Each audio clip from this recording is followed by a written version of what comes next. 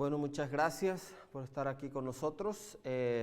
Vamos a empezar este sermón, la cual he titulado Hacedor de Milagros, refiriéndonos al ministerio de Jesús, el tiempo en que Jesús estuvo con nosotros y cuando Él estuvo aquí, fue algo que prácticamente los 4 evangelios hablan sobre todas estas señales, todos estos milagros que nuestro Señor Jesucristo hizo mientras estaba con nosotros.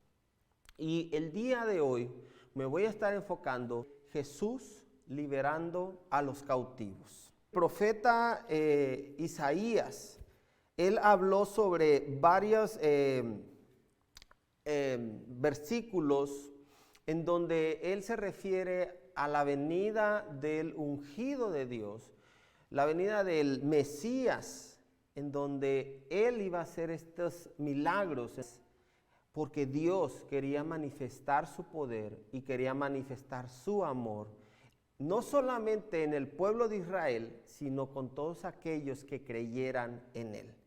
Vamos a estar leyendo ahí en Isaías, el libro del profeta Isaías, capítulo 61:1. Dice: el Espíritu del Señor Omnipotente está sobre mí, por cuanto me ha ungido para anunciar buenas nuevas a los pobres. Me ha enviado a sanar los corazones heridos y a proclamar liberación a los cautivos y libertad a los prisioneros. Ahí el profeta Isaías estaba hablando sobre el ungido de Dios. Y podemos encontrar más adelante a Jesús visitando una sinagoga, la sinagoga local en donde él vivía.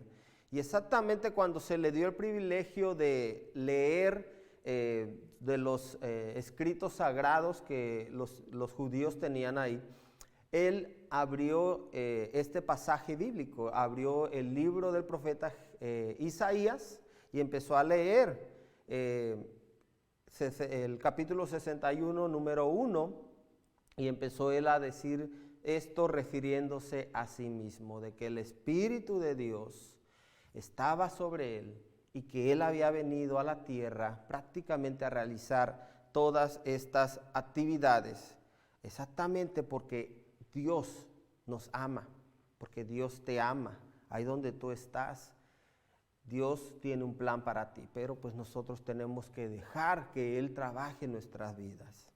En primer lugar, quiero decir o quiero mencionar sobre qué es cautiverio. Cuando nosotros hablamos sobre este tema, hablamos sobre libertad a los prisioneros. Muchas veces lo primero que se nos viene a la mente pues es personas que están detrás de una cárcel, o que están en rejas, o que están encadenados, o que están en cierta forma pues privados de su libertad. Pero exactamente cautiverio es cuando a una persona se le obliga a hacer o estar en un lugar en donde la persona no quiere estar. En la actualidad podemos encontrar varios ejemplos de cómo culturas grandes, culturas poderosas venían y atacaban a estas ciudades o pueblos que estaban más vulnerables, menos protegidos, y los tomaban en cautiverio, se los llevaban muchas veces, los sacaban de esos lugares en donde ellos estaban, a estos los llevaban, los ponían en cautiverio, los vendían como esclavos y pues prácticamente era tener que empezar una vida fuera de donde ellos empezaron a vivir. Eso es vivir en cautiverio. Hoy en día podemos hablar sobre un tipo de cautiverio que muchas personas desconocen, y es el cautiverio espiritual. Jesús con sus labios prácticamente explica lo que es el cautiverio espiritual. Pero vivir en cautiverio, lo acabamos de decir, es vivir en un estado en donde prácticamente no es lo que tú quieres. Prácticamente eres esclavo de algo. El cautiverio espiritual es cuando tu espíritu, cuando tu alma vive prisionero de algo y muchas veces no te das cuenta. Dice ahí en el Evangelio según San Juan, capítulo 8, desde el verso 31, Jesús se dirigió entonces a los judíos que habían creído en él y les dijo: si se mantienen fieles a mis enseñanzas, serán realmente mis discípulos y conocerán la verdad, y la verdad los hará libre. Nosotros somos descendientes de Abraham, le contestaron, y nunca hemos sido esclavos de nadie. ¿Cómo puedes decir que seremos liberados? Ciertamente les aseguro que todo el que peca es esclavo del pecado, respondió Jesús. Ahora bien, el esclavo no se queda para siempre en la familia, pero el hijo sí se queda en ella para siempre. Así que, si el hijo los libera, serán ustedes verdaderamente libres. Yo sé que ustedes son descendientes de Abraham. Sin embargo, procuran matarme porque no está en sus planes aceptar mi palabra. Jesús les estaba poniendo una ilustración sobre lo que es ser esclavo y lo que es ser hijo de familia, de una familia prácticamente libre. Dice ahí, el esclavo no siempre permanecerá en la familia. Y en efecto, un esclavo podía ser vendido de una familia a otra. Pero le está diciendo, pero el hijo sí. O sea, el heredero. El heredero puede en cualquier momento decir, tú que eres esclavo, puedes ser libre. Vete, te dejo en libertad. Más adelante podemos encontrar en otras culturas en donde los esclavos podían ahorrar dinero y comprar su propia libertad. Una cultura que practicaba mucho eso eran los romanos. Sin embargo, los mismos dueños de esclavos ponían muchas trabas para que estos esclavos prácticamente nunca pudieran alcanzar la libertad. Solamente cuando un amo era suficientemente bondadoso, es cuando podía darle la libertad gratuitamente a un esclavo. Y es por eso que Jesús está diciendo, yo soy el hijo del dueño de todo. Si el hijo os libertare, si el hijo dijera, eres libre, verdaderamente vas a ser libre. Es lo que le está diciendo Jesús a estos descendientes de Abraham. Los que han leído la Biblia sabemos muy bien quién es Abraham. Abraham fue prácticamente el padre de lo que hoy en día conocemos el pueblo de Israel, los judíos. Abraham fue llamado por Dios. En ese entonces vivía en Ur, una población de lo que antes era Mesopotamia, y Dios le dice, sal de tu parentela, deja a tus padres, deja a tu familia, ve, toma todo lo que tienes, toma tu familia, y yo te voy a guiar a un lugar en donde te daré descendencia, y tu descendencia será como la arena del mar, como las estrellas del cielo. Y en efecto, hoy en día, el pueblo de Israel, los descendientes de Abraham, son una nación que no se puede contar. Pero aquí los judíos le estaban diciendo a Jesús, nosotros somos descendientes de Abraham, nunca hemos sido esclavos. Y es verdad, fueron durante el periodo de conquista, cuando vinieron los asirios, cuando vino Babilonia, ellos fueron llevados en cautiverio, mas nunca fueron esclavizados, porque cuando ellos regresan durante el imperio persa, se les da a ellos la libertad de regresar otra vez a Israel, pero regresaron como personas libres. En realidad, nunca fueron esclavos, nunca supieron lo que era vivir en esclavitud. Pero Jesús les estaba diciendo, el que peca es esclavo del pecado. Algo que yo mencioné la semana pasada, en el sermón pasado, fue de que Jesús estaba enfocando más en darle la libertad a las personas del pecado, del imperio de la muerte. Porque sabemos muy bien que desde los primeros hombres, desde Adán y Eva, el pecado entró por la desobediencia de ellos. Y el pecado ha sido algo que ha ido arrastrando maldición, ha traído pobreza, ha traído infidelidad, ha traído todo lo que son las guerras, todo lo que es maldad, es resultado del pecado. Y mientras el pecado siga dominando a la humanidad, estas cosas van a seguir. Ahora, es verdad cuando decimos, y como predicador yo lo he dicho varias veces, es imposible que dejemos de pecar.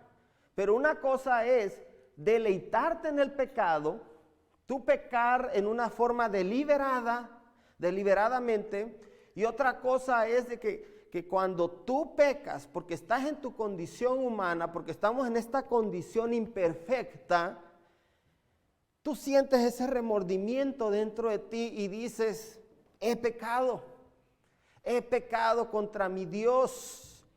Y tal vez no dejas ni que pasen 5 minutos cuando vienes otra vez a los pies del Señor y te humillas y pides perdón. Y sabes muy bien que tienes abogado ante el Padre, mismo Jesucristo, intercediendo por nosotros, por los que hemos creído en el sacrificio que Él hizo en la cruz. Hay una gran diferencia.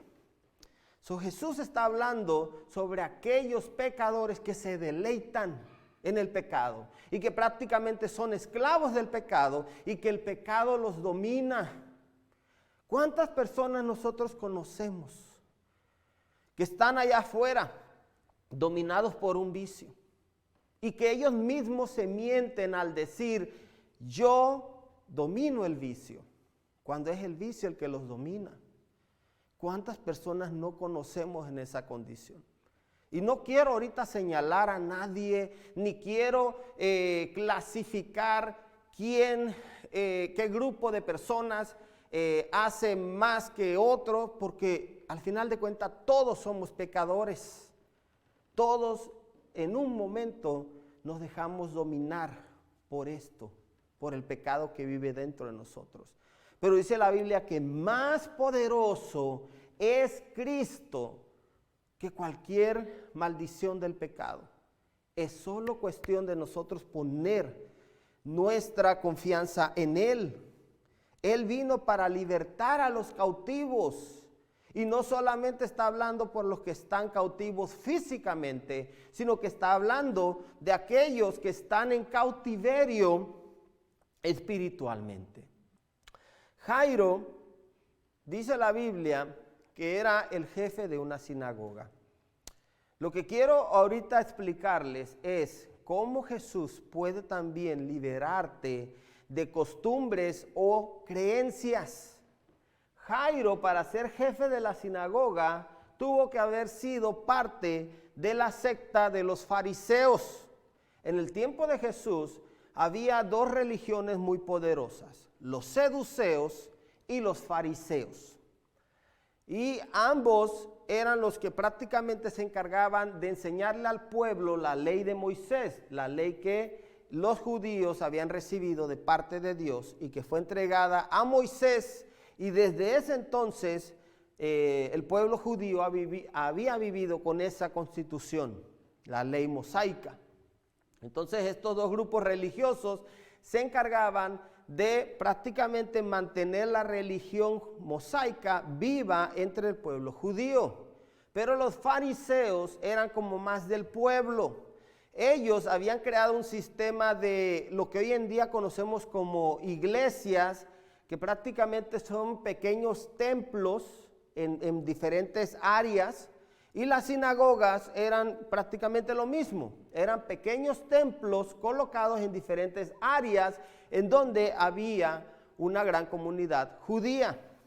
Y siempre había un rabí o un maestro o un jefe de sinagoga que se encargaba prácticamente de enseñarle a esa región la ley mosaica.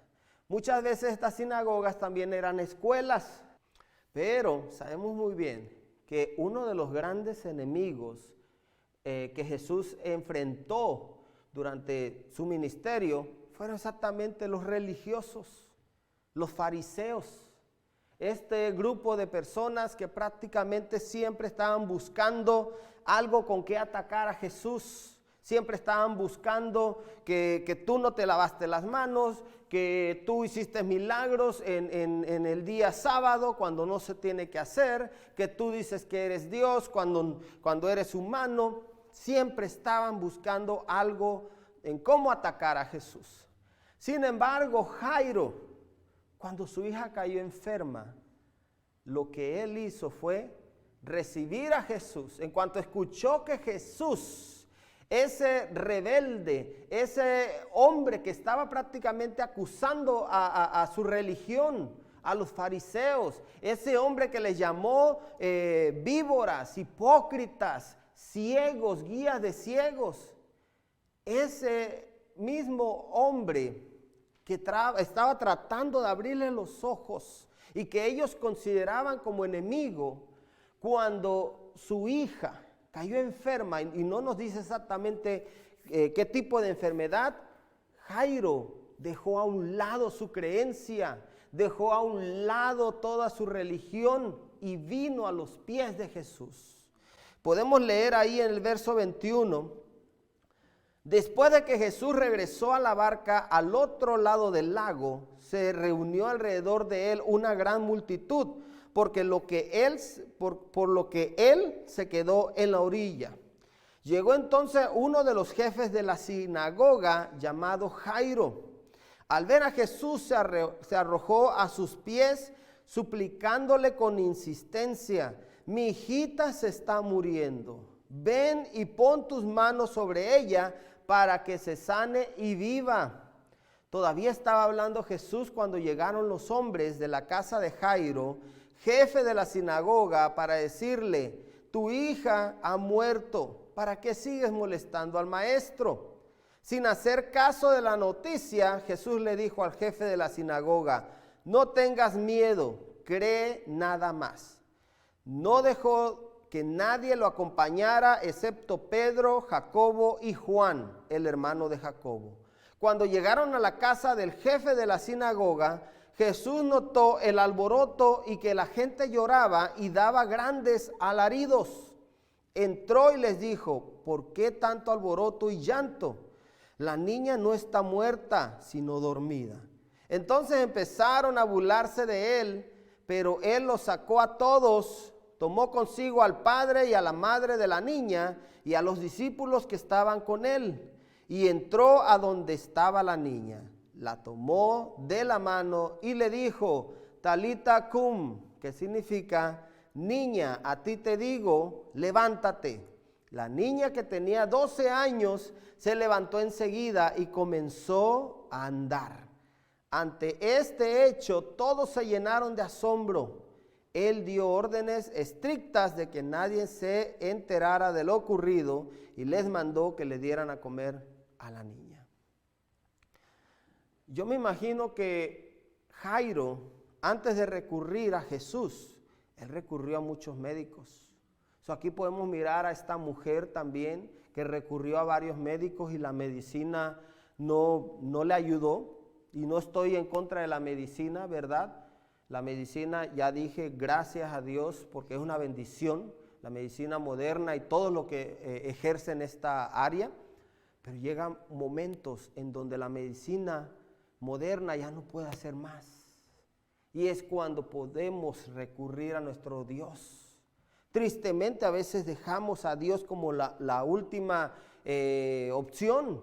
Jairo, cuando miró a su hijita de 12 años tirada, ya prácticamente muriéndose, lo primero que hizo es, escuchó que venía Jesús y él salió corriendo. Y dice que se tiró a los pies de Jesús y con insistencia le decía: ven a ponerle las manos encima a mi hija porque se está muriendo. Jairo, el fariseo, el jefe de la sinagoga, a él no le importó lo que la gente iba a decir. Imagínense la gente en ese entonces mirando al jefe de la sinagoga a los pies de este carpintero. La gente empezó a lo mejor murmurar, empezó a decir: mira, el jefe de la sinagoga se está tirando a los pies como un perro. Pero a Jairo no le importó eso. A Jairo lo que le importó fue que su hija fuera sanada. ¿Y saben? Jairo hizo eso porque él sabía quién era Jesús.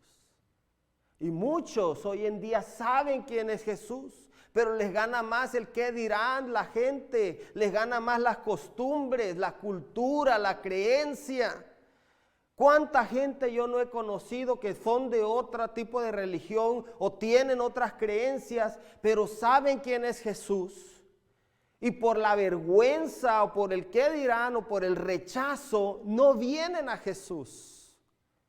Jairo sabía eso.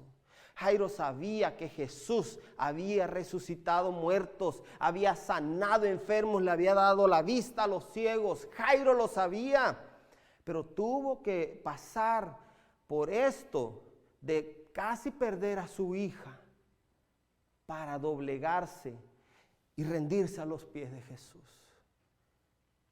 Yo te pregunto a ti, ¿qué es lo que estás esperando en este momento? No es que yo te desee lo malo, no. Ruego a Dios de que tú siempre estés bendecido y en buena salud. Pero llegan momentos duros en la vida en donde tenemos que doblegarnos y humillarnos ante Jesús y rogarle. ¿Es lo que tú estás esperando? ¿Es lo que tú estás esperando en este día? Yo ruego que no. Yo ruego que tú ahorita, ahí donde estás, tal vez estás sentado cómodamente en tu sillón, tal vez te está yendo bien económicamente, estás teniendo buen trabajo. Yo ruego a Dios de que a pesar de ese momento, así como estás, tú vengas a Jesús. Y no como Jairo, que tuvo que esperar a ver a su hija para rendirse. Una vez que tuvo a su hija sana y que su hija estuvo bien y que ya miró que su hija, yo me imagino que los demás fariseos llegaron y le dijeron, ¿sabes qué, Jairo? Tú ya no puedes ser de nuestra religión. Tú te humillaste a este hombre. Tú ya no puedes ser parte de la sinagoga, ya no puedes ser parte, no puedes ser jefe de la sinagoga, porque te humillaste ante este desconocido. Y Jairo, yo me imagino que habrá dicho, ¿saben qué? No me importa. Él sanó a mi hija y él me mostró que él es Dios. Mientras que ustedes andan con su religión, con su creencia y con sus fachadas de querer mostrar algo que no son, él mostró que él es Dios. Yo me imagino que desde ese día Jairo y toda su casa siguieron a Jesús por lo que hizo Jesús. Si hoy en día no podemos mirar todos estos milagros que Jesús hizo, es porque estamos ciegos espiritualmente, y de eso hablé sermones atrás. Número 2, porque ya no tenemos esa fe que mueve montañas. Pero el Espíritu Santo quiere motivarnos el día de hoy a que esa fe que tal vez se ha muerto por tantas desilusiones, por tantos golpes que has recibido en la vida, esa fe vuelva otra vez a ser fuerte y puedas mirar los milagros que Dios tiene para ti. Tú que estás escuchando este mensaje, hoy puede ser el día en que Dios traiga sanidad a tu vida. No por lo que yo estoy diciendo, no por lo que yo pueda hacer por ti, sino por lo que tú puedas pedirle con todo tu corazón a Dios. Porque Dios tiene un plan para ti, pero a lo mejor tú todavía no lo sabes. Dime tú, ¿quieres ser libre? ¿En verdad quieres ser libre? Dice ahí la palabra en Juan capítulo 8, verso 32, y conoceréis la verdad y la verdad os hará libre. ¿Quieres ser libre de ese vicio? ¿Quieres ser libre de esas deudas? ¿Quieres ser libre de ese rencor? ¿Quieres ser libre de esa enfermedad? Ven a Cristo. Ven a Cristo y como hizo Jairo, humíllate ante los pies de Cristo y verás que Él hará grandes cosas en tu vida. Todo es posible para todo aquel que puede creer. Voy a orar en este momento para que Dios toque tu corazón y pueda trabajar en nuestras vidas.